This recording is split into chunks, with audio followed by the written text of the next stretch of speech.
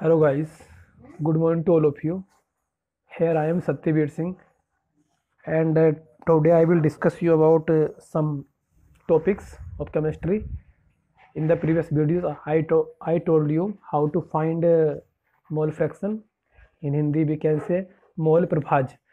तो मोल प्रभाज के बारे में बच्चों ने पढ़ लिया था। अब इसके बाद हम पढ़ते हैं प्रतिशतता क्या होती है। ओके, तो प्रतिशतता मोल प्रभाज के बारे में पढ़ लेता आपको। ये न्यूमेरिकल सोल्ड है, आपको इन्हें देख लेना। उसके बाद में आपके पास कोई बुक होगी तो उसके न्यूमेरिकल आप लगा लेना, ठीक है। और अगर बुक नहीं है तो नेट से ई बुक डाउनलोड कर लेना, ठीक है। ई बुक तो कोई सॉफ्टवेयर आते हैं बहुत सारे, तो वहाँ से सॉफ्टवेयर डाउनलोड कर लेना, या फिर डायरेक्ट अपने प्ले स्टोर में जाना और वहाँ लिखना NCERT chemistry 12th book in Hindi. Okay, तो जिस भी मीडियम में आप पढ़ना चाह रहे हो उसकी, बस आप हिंदी मीडियम में तो हिंदी की बुक ही डाउनलोड करना बेटर होगा, ठीक है। अगर उनके सॉल्यूशन भी चाहिए सॉल्यूशन भी उसमें आ जाएंगे। अगर आपसे नहीं होता तो मुझे बता देना, ठीक है। मैं सेंड कर दूंगा आपको। उसमें पूरे न्यूमेरिकल सॉल्व होंगे और डेफिनेशंस भी होंगी और एक ही ऐप में सब कुछ होगा, ठीक है।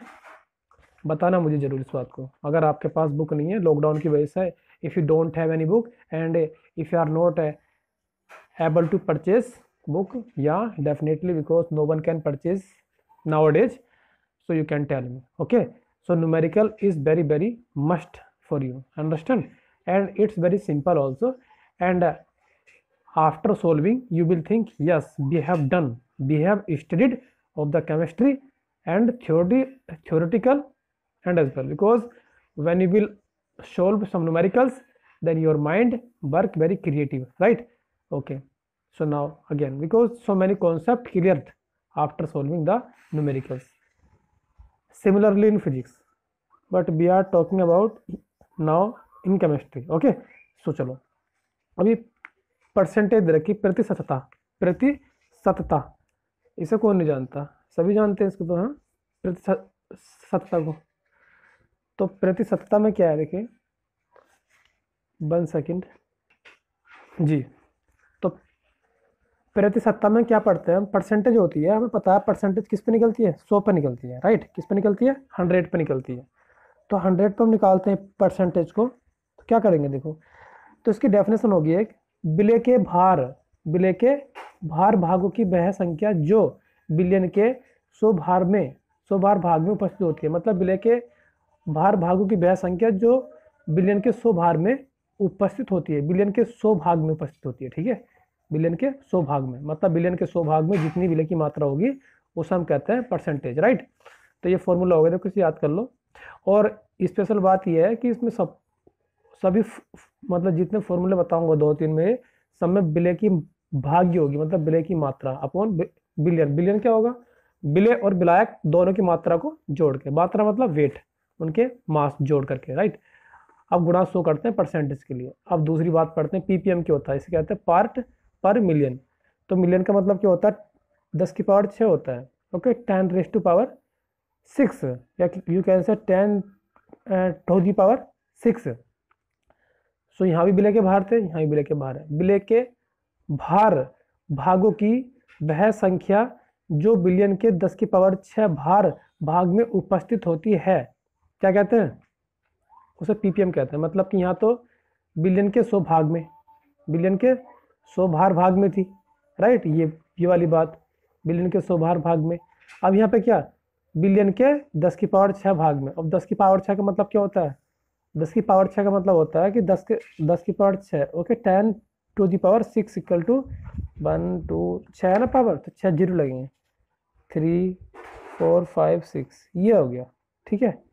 इस टाइप से होता है। ओके, 10⁻6। अब गुणा में 10⁻6, यहाँ मिलियन था, 10⁻6 से मल्टीप्लाई करी, वहाँ क्या था, परसेंटेज था, बाकी ये बिले का भाग अपन बिलियन का भाग ही सेम है, राइट।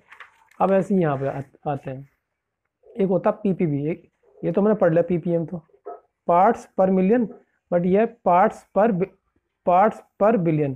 तो पार्ट्स पर बिलियन में क्या देखो, बिले के भार भागों की संख्या वह संख्या जो बिलियन के 10⁻9 में, परसेंटेज में क्या था, 100 भाग में, बिलियन के 100वें भाग में। और PPM में क्या था, बिलियन के 10⁶ भाग में, ऐसा मानो 10⁶ का मतलब क्या होता है बताया मैं तुम्हें। 1 के सामने कितने जीरो, 6 जीरो, 1 2 3 4 5 6, इसका मतलब क्या है, ये 10 लाख हो गया, 1 2 3 4 5, ठीक है, क्या हुआ, ये 10 लाख हो गया, इसको मिलियन कहते हैं। तो 1 मिलियन में, 1 मिलियन बिलियन में जो विलय की मात्रा होगी उसे पीपीएम कहते हैं, राइट, ध्यान रखना, पार्ट्स पर मिलियन। और ये होता है बिलियन, बिलियन क्या होता है, 10⁹ होता है, ये बिलियन होता है, और मिलियन क्या होता है, 10⁶ होता है, ध्यान रखना।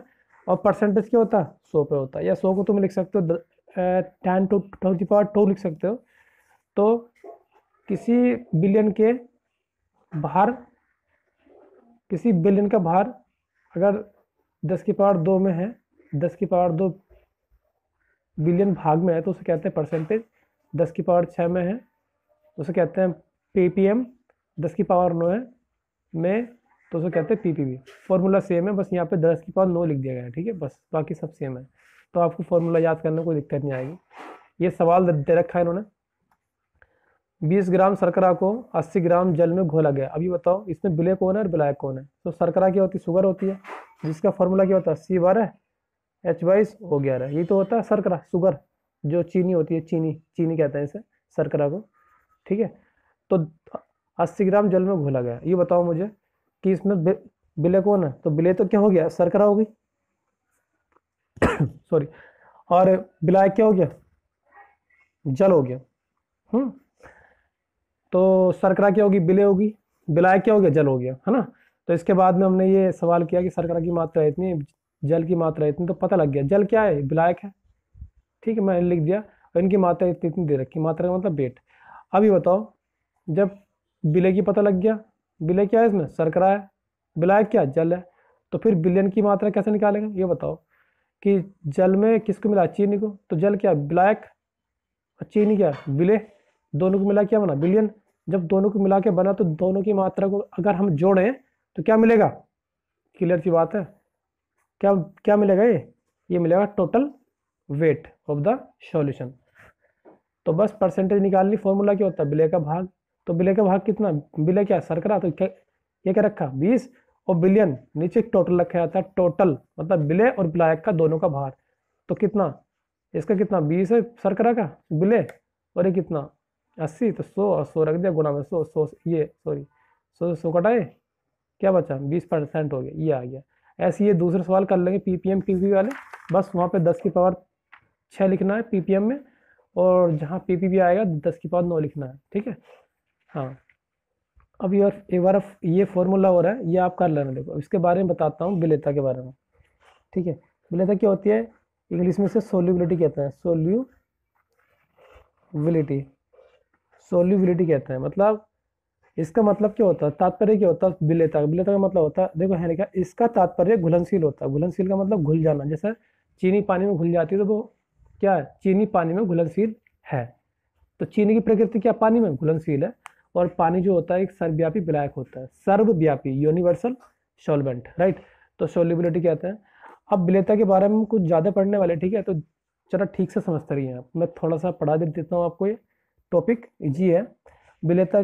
देखो ये टॉपिक बहुत अच्छा है, आप समझ जाओगे किस किस के इफेक्ट होते हैं, टेम्परेचर का इफेक्ट, प्रेशर का, वॉल्यूम का, ओके, और ध्रुवीय, ध्रुवीय, अध्रुवीय, अध्रुवीय, इनके बारे में आप तुम मतलब पढ़ने वाले हो।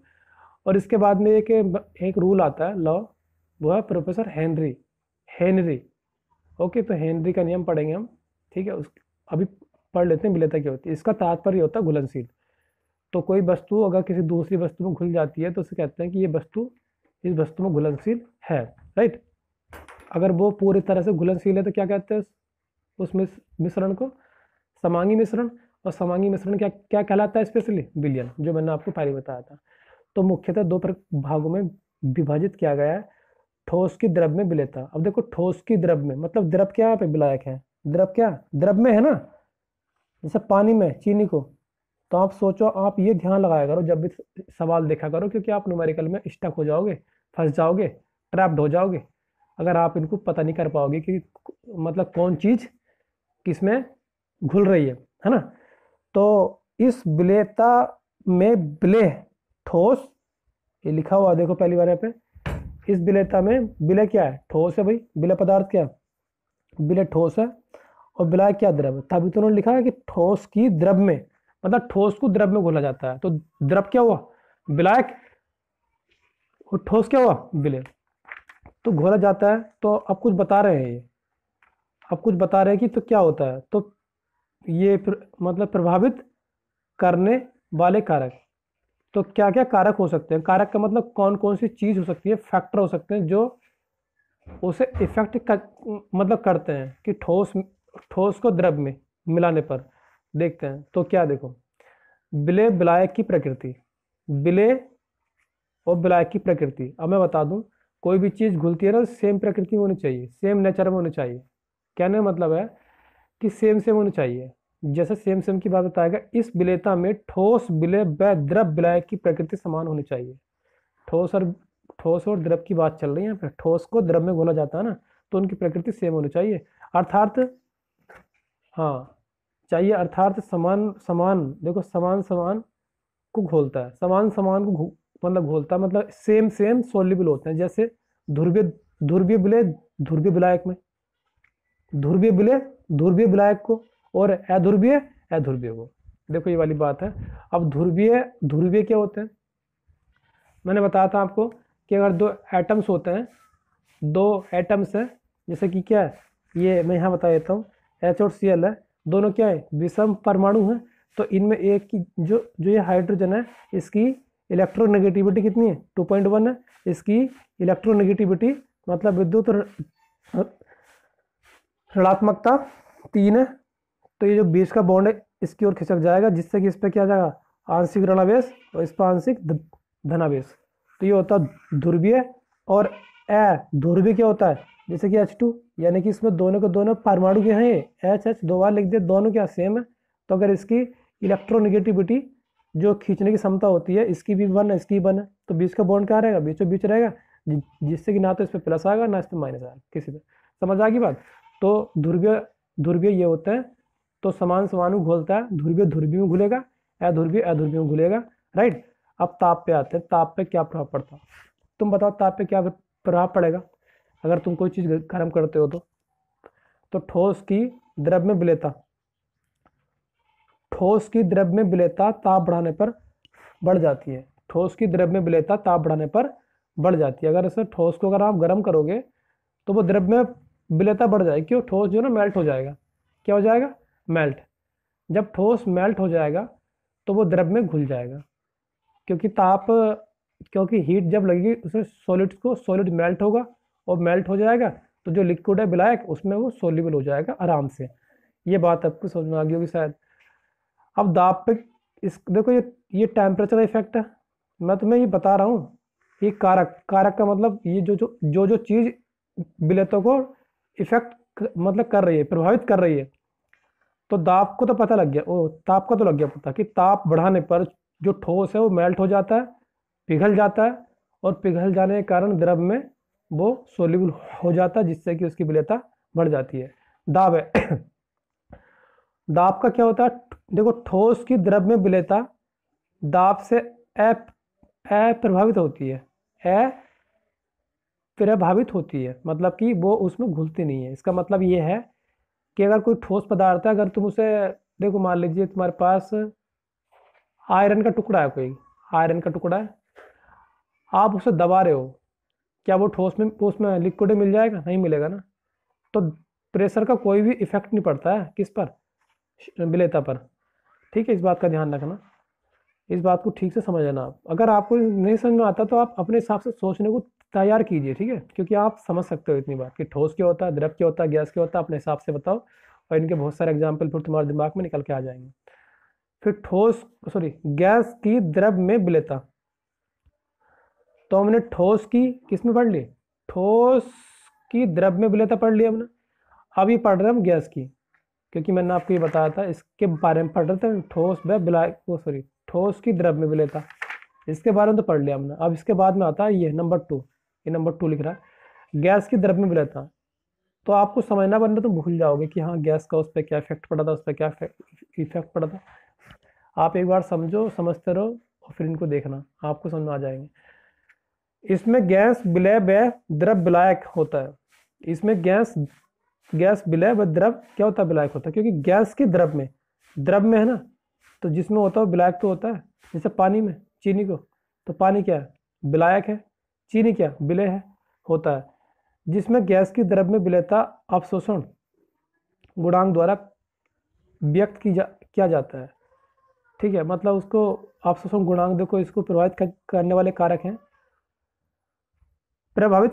करने वाले कारक। अब देखते हैं कि भाई अगर गैस की द्रव में विलयता है तो कैसे प्रभावित होती है। तो देखो गैस विलय व द्रव विलायक की प्रकृति समान होनी चाहिए। सही बात है, समान समान घोलता, मैंने ये समझ लिया। ध्रुवीय ध्रुवीय हो, अध्रुवीय अध्रुवीय घोलता है। यानी कि ध्रुवीय विलायक अध्रुवीय विलायक को घोलता है, ओ सॉरी, ध्रुवीय विलायक ध्रुवीय विलय को घोलता है, और अध्रुवीय विलायक अध्रुवीय विलय को घोलता है। राइट, इस प्रकार से। यदि अब देखो ये वाली बात समझ में आ गई, मैं सेम होनी चाहिए कि समान समान घोलता है। और कैसे घोलता है आपको मैंने बता दिया। यदि गैस विलय द्रव विलायक के साथ यौगिक का निर्माण करती है तो गैस की विलयता बढ़ जाती है। मतलब यदि गैस विलय द्रव विलायक का साथ यौगिक का निर्माण करती है, जैसे कि मान लीजिए ये क्या है, NH3 है। NH3 गैस है, इसकी स्टेट क्या है, गैस है, और ये क्या है, लिक्विड है, वाटर, जल का सूत्र है ना ये, जिसको हम पीते हैं स्पेशली। तो लिक्विड है, जल। ये क्या है, NH3 कौन सी गैस है, अमोनिया गैस बच्चे। ये कौन सी, अमोनिया गैस, अमोनिया गैस है। अब इनको दोनों को मैंने मिलाया तो ये क्या बना, अमोनियम हाइड्रोक्साइड। ये जो होता है ना NH4, अमोनियम OH होता है हाइड्रोक्साइड, तो ये बन जाता है। तो ध्यान रखना, गैस को जल में मिलाने पर उसकी विलयता क्या होती है, बढ़ जाती है। ठीक है, यौगिक के साथ मिलाने पर, यौगिक है ये। तो गैस को अगर यौगिक द्रव विलायक के यौगिक के साथ मिलाते हैं तो उसकी विलयता बढ़ जाती है। जैसे कि ये अमोनिया को जल के साथ मिलाया तो ये बना, और इसकी विलयता बढ़ गई क्योंकि ये घुल गई इसमें। और क्या बनाया, अमोनियम हाइड्रोक्साइड मिलाया उसको मिलाकर। जैसे यहाँ पे CO2 कार्बन डाइऑक्साइड को मिलाया, किसे मिलाया, जल में मिलाया अभी, और क्या बना ये बना हाइड्रोजन कार्बोनेट। ठीक है, अब ताप को देखते हैं, ताप का क्या इफेक्ट होता है। तो ताप बढ़ाने से गैस की द्रव में विलयता घटती है। ताप बढ़ाने से गैस की विलयता, अच्छा ठीक है, समझ गए। क्योंकि आपको ये समझना पड़ेगा उसमें विलय कौन है, विलायक कौन है। क्योंकि अगर आपके विलय विलायक अगर नहीं समझ में आएंगे तो फिर आपको ये टॉपिक समझ में नहीं आएगा। तो हम क्या पढ़ रहे हैं फिलहाल, हम पढ़ रहे हैं गैस की द्रव में विलयता, मतलब गैस को द्रव में घोला जा रहा है। राइट, तो गैस को अगर द्रव में घोला जा रहा है तो हम पढ़ रहे हैं, तो गैस को द्रव में घोला जाता है तो हमने ये वाला पढ़ लिया पीछे वाला। लेकिन अब ताप पे पढ़ेंगे। एक बात सुनो, जब तुम गैस को द्रव में घोलोगे और ताप दोगे तो गैस क्या हो जाएगी, गैस हल्की होकर उड़ जाएगी, मुक्त हो जाएगी। जैसे ये क्या है, ये क्या लिक्विड है, यहाँ पे लिक्विड है, और ये क्या ऊपर, ये लिक्विड में क्या होती है तुम्हारी, ऑक्सीजन भी होती है। जब तुम इसे हीट करते हो, ये यहाँ से हीट कर रहे हो तो ये पानी गर्म हो जाएगा, और पानी गर्म हो जाने के कारण जो तुम्हारा पानी में जो ऑक्सीजन है वो हल्की होकर वो जो ना ऊपर को वाष्प रूप में वोलेटाइल हो जाती है, मतलब वो उड़ जाती है ऊपर। तो इस प्रकार से अगर तुम जब गैस को द्रव में मिला रहे हो और ताप दे रहे हो तो गर्म होकर वो गैस बाहर निकल जाती है, मुक्त हो जाती है। राइट, तो इसका पता लग गया होगा तुम्हें। ठीक है, अब एक क्वेश्चन दे रखा है इन्होंने, ताप बढ़ाने से गैस की द्रव में विलयता घटती है। तो ताप बढ़ाने से गैस की द्रव में, मतलब गैस को द्रव में घोला जा रहा है। हाँ सही बात है, घटती है। क्योंकि क्यों घटती है, क्योंकि वो जब गर्म करते हैं तो जो गैस घुलने वाली थी उसमें वो गर्म होकर ऊपर को उड़ जाती है। और तुम्हें पता ही है गैस हमेशा ऊपर को जाती है, ठीक है, उड़ जाती है। तो ये ऊष्मक्षेपी। और जब देखो दो प्रकार की रिएक्शन होती हैं, ऊष्मक्षेपी।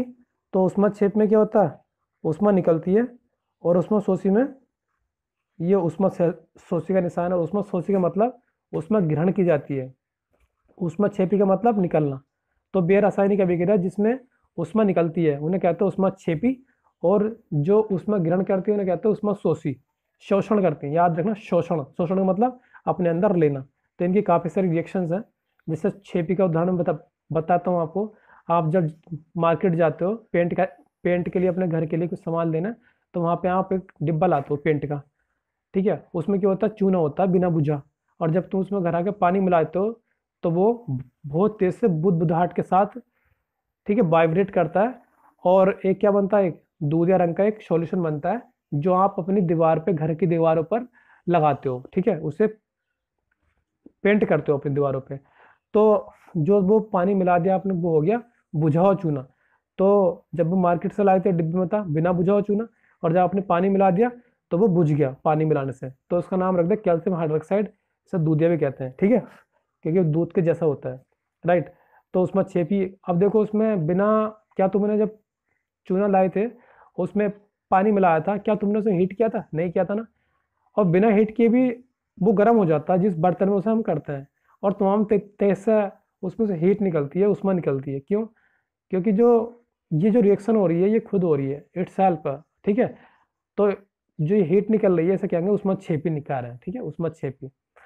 और जो अभिक्रिया उष्मा लेती हैं उन्हें शोषी कहते हैं। तो ये बेसिक थिंग्स ही।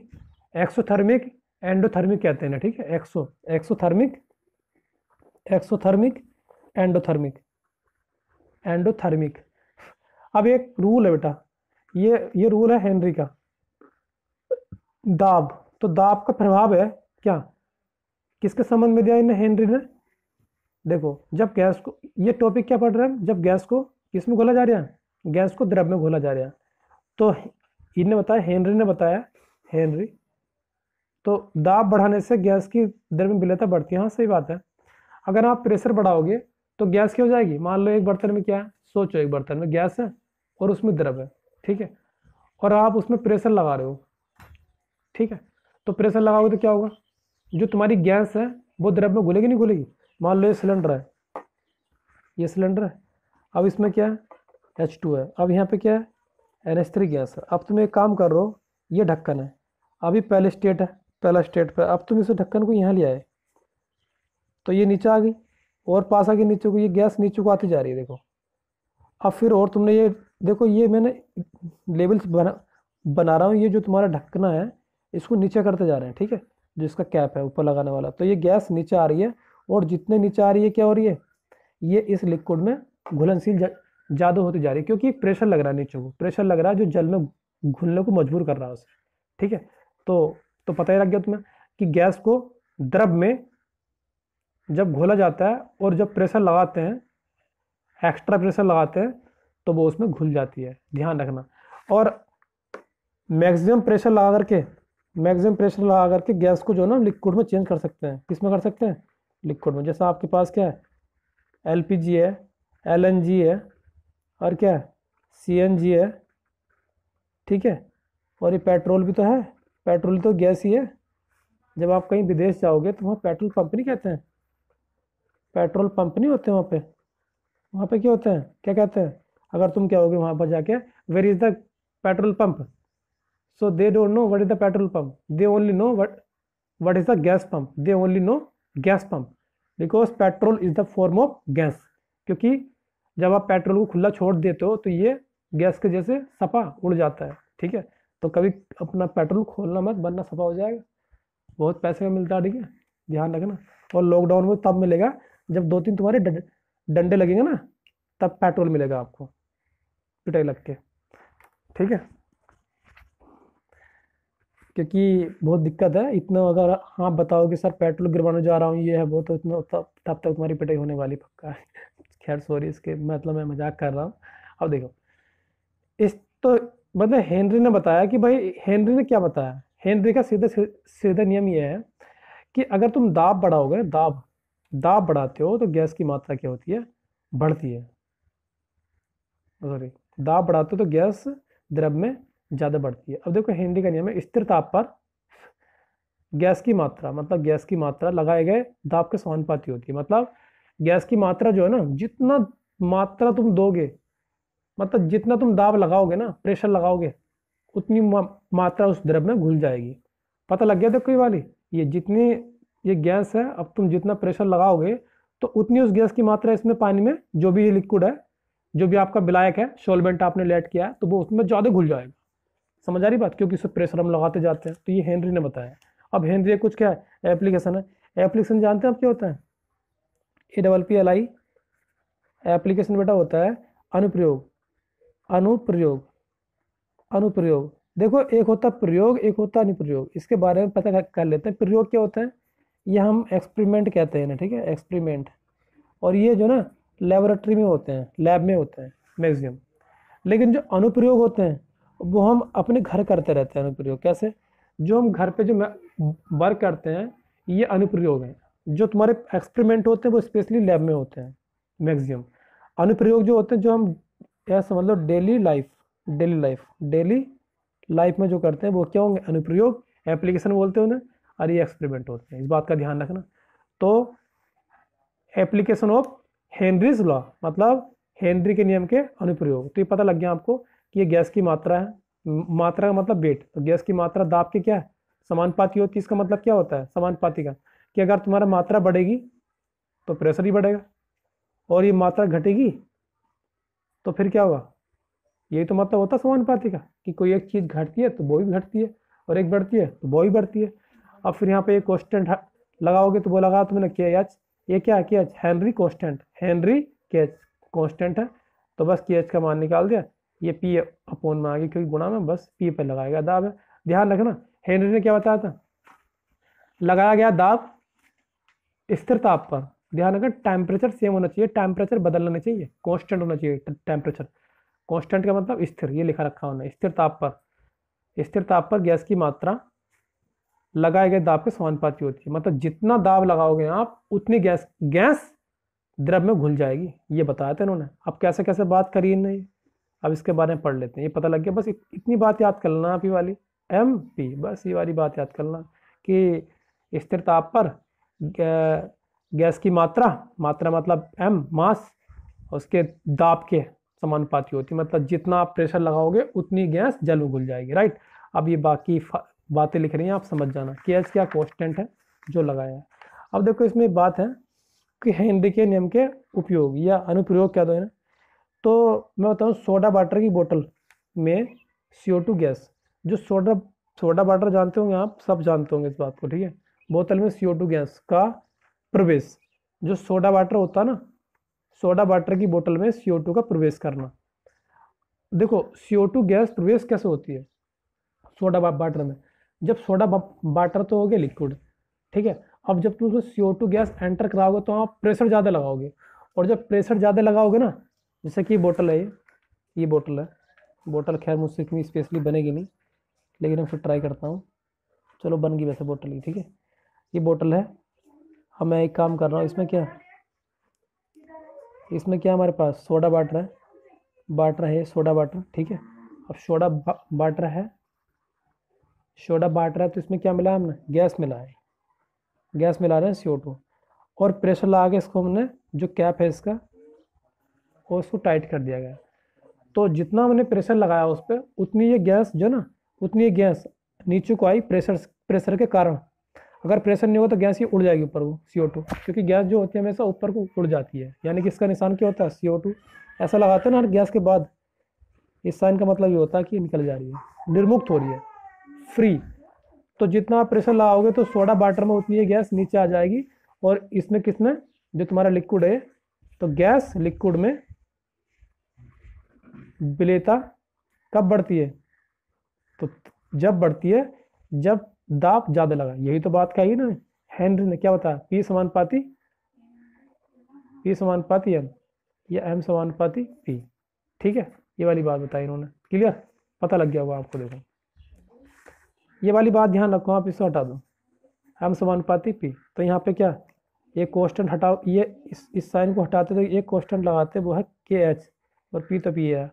अब KH क्या है? जहाँ KH हेनरी नियतांक है, इसका मान भी कांस्टेंट बताएंगे, ठीक है। पता लग गया होगा देखो इस बात का। तो ये सोडा वाटर में CO2 गैस को प्रवेश करते हैं तो प्रेशर ज़्यादा लगाते हैं, और प्रेशर ज़्यादा लगा के वो गैस मिल जाती है। अब एक दूसरा और है गोताखोर जो होते हैं। गोताखोर क्या होते हैं? जो तैराक होते हैं, जो तैरने जाते हैं समुद्र में। सिलेंडर में उपस्थित ऑक्सीजन उच्च दाब पर रक्त में क्रिया कर संकुल बना लेती है। मतलब जब वो जाते हैं ना, तो वो अपने अपने साथ क्या लेके जाते हैं? एक सिलेंडर लेके जाते हैं। और सिलेंडर में कौन कौन सी गैस भरी होती हैं? ये ऑक्सीजन, नाइट्रोजन और हाइड्रोजन। और ये ऑक्सीजन, नाइट्रोजन, अब तुम सोच रहे होंगे लेते तो हम केवल ऑक्सीजन है, तो ये क्यों ले गए? क्योंकि मैं बता देता हूँ, ऑक्सीजन जो है ना, ये ऑक्सीजन अगर हमारे शरीर में होगी, ऊपर जाके हमें बहुत इसकी नीड पड़ेगी, तो ये जल्दी ख़त्म हो जाएगी। तो इस जल्दी ख़त्म ना हो इसलिए हम इसमें हाइड्रोजन और नाइट्रोजन भर देते हैं, ताकि ये इसका इसका जो खपत हो बहुत कम हो। ठीक है, ये ऑक्सीडेशन को थोड़ा स्लो कर देती है। मतलब ऑक्सीडेशन का मतलब हम जो ऑक्सीजन ले रहे हैं तो उसे कम कर देगी। तो इस प्रकार से देखो, ये जो गोताखोर जाते हैं तो इसको लेके जाते हैं, क्योंकि वहाँ जो ऊपर जाते हैं तो इनके ब्लड में ऑक्सीजन सोल्यूबल हो जाती है। ठीक है, एक संकुल बनाती है। संकुल का मतलब बहुत सारे चीज़ें आपस में मिलकर संकुल बना लेते हैं। और इस प्रकार से वो, इसे पढ़ लेना आप ठीक से, समझ जाओगे। ठीक है, अधिक ऊंचाई पर रहने वाले, अभी दूसरा एक बात और क्या रखी, हेनरी के नियम के अनुप्रयोग हैं, एप्लीकेशन ऑफ हेनरी रूल्स। अधिक ऊंचाई पर रहने वाले या पहाड़ों पर रहने वाले व्यक्तियों में कम दाब के कारण ऑक्सीजन की कमी। देखो ऊपर जो कम दाब होता है ना, ये बताओ, यहाँ हम नीचे हैं, यहाँ दाब किसका ज़्यादा है? ऑक्सीजन का, क्योंकि ऑक्सीजन क्या भारी है। ऑक्सीजन ही नीचे क्यों है? तो ऑक्सीजन नीचे, गैस तो बहुत सारी है, और जबकि हमारे वायुमंडल में क्या कितनी गैस है? मेनली नाइट्रोजन कितनी? 78% है। ऑक्सीजन कितनी? 21% है। बाकी सब क्या, ये 99% होगी, बची 1%। 1% में सभी आ रही हैं, CO2 और जितनी भी गैसें हैं, आप समझ जाइए। तो ये बताओ कि जब नाइट्रोजन इतनी सारी है, नाइट्रोजन हमारे लिए डेंजरस है, ठीक है, लेकिन ये कीटाणु को मार देती है। तो अगर हम जितना हम ऊपर जाएंगे, मतलब हमारे जो वायुमंडल, हम यहाँ रह रहे हैं सपोज करो, ये अर्थ है, तो यहाँ पे जो ऑक्सीजन है इसकी मात्रा ज़्यादा क्यों है? नाइट्रोजन की मात्रा ज़्यादा क्यों नहीं? क्योंकि वायुमंडल में, एनवायरमेंटल में तो नाइट्रोजन सबसे ज़्यादा है। तो इसका मतलब है कि जो नाइट्रोजन है इससे वो हल्की है ऑक्सीजन से। ऑक्सीजन सबसे भारी गैस है, इसलिए ये नीचे है। और जब सबसे भारी गैस है तो इस पर ग्रेविटी क्या होगी? ज़्यादा लगेगी। और जब ग्रेविटी ज़्यादा लगेगी तो ये नीचे पृथ्वी अपनी ओर से खींच रहेगी। यही कारण है कि ऑक्सीजन नीचे रहती है और जो नाइट्रोजन है, जो हल्की गैस होती है, वो ऊपर रहती है। और सबसे हल्की गैस होती है हीलियम, आर्गन, क्रिप्टॉन, ये सब गैसें सबसे ऊपर होती है, उसे कहते हैं बहिर्मंडल। ठीक है, तो पृथ्वी की ग्रेविटी के कारण, गुरुत्वाकर्षण बल के कारण इन पर ज़्यादा ग्रेविटी लगती है उस पर ऑक्सीजन में, क्योंकि भारी गैस है। और जितना भारी होता है उस पर ग्रेविटेशनल फोर्स उतना ज़्यादा लगता है, क्योंकि एम जी फोर्स लगता है ना, एम जितना ज़्यादा, जी तो सेम ही होता है, ग्रेविटी सेम होती है, लेकिन जो फोर्स हो जाता है भार, वो ज़्यादा हो जाता है, क्योंकि उसका मास ज़्यादा है, एम से गुणा होगी ना, जितना एम ज़्यादा होगा। सपोज करो मैं कितने किलो का हूँ? 50 kg का हूँ। और तुम में से कोई कितने का है? तुम में से कोई कितना? 100 kg का है। 100 kg का है। तो ये बताओ किस पे ज़्यादा वेट लगेगा? चलो इसमें गुणा करो जी से। जी का मतलब क्या? 10 से। तो 10, इसमें कितने? 10 से तो कितना? 1000। बाप रे, 1000 ही कितना? 500। इस पर ज़्यादा लगेगा, ये भार ज़्यादा हो गया, ये पृथ्वी की ओर ज़्यादा खींचेगा, इसलिए ऑक्सीजन ज़्यादा भारी होती है, इसलिए वो नीचे आ जाती है। ठीक है, ऐसे। तो ये जो भी 100 किलो का होगा, 100 किलो का कौन होगा हमारी क्लास में? चलो छोड़ो। अब ये ओके गाइस, ये आपको समझ में आ गया होगा, हेनरी के नियम की सीमाएं हैं कुछ ये। कम दाब पे नहीं होना चाहिए, दाब कम नहीं होना चाहिए, ताप अधिक नहीं होना चाहिए।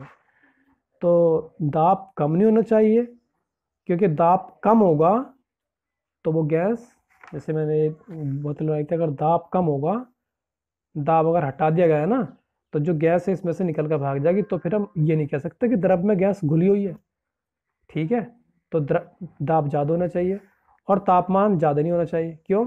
अगर तुमने इस बोतल को गर्म कर दिया, बोतल के नाम मतलब कुछ और, अगर गर्म कर दिया तो इसमें जो घुली हुई गैस है ना, वो जो घुली हुई गैस है, तो ताप पाने से वो घुली हुई गैस हल्की हो जाएगी, और हल्की होने से वो उड़ जाएगी। राइट, इस प्रकार से।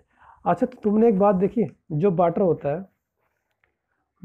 है, चलो ये वाटर मान लो, ठंडा कोल्ड वाटर क्या होता है, नॉर्मल लगता है, ठीक लगता है।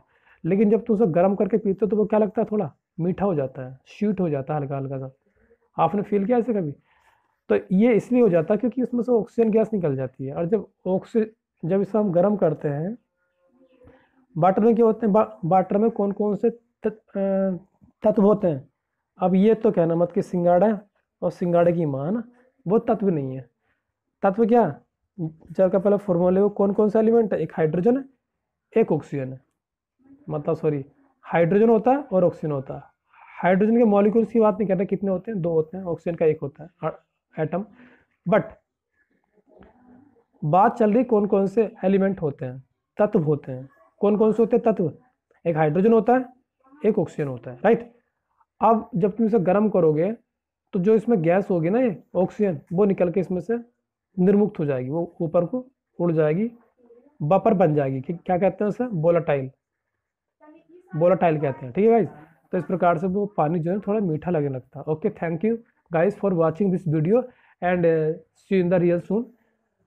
Okay, so keep stay tuned, and if you have any doubt regarding this video, and if you have any concerns, then you can tell me, you can reply on the group.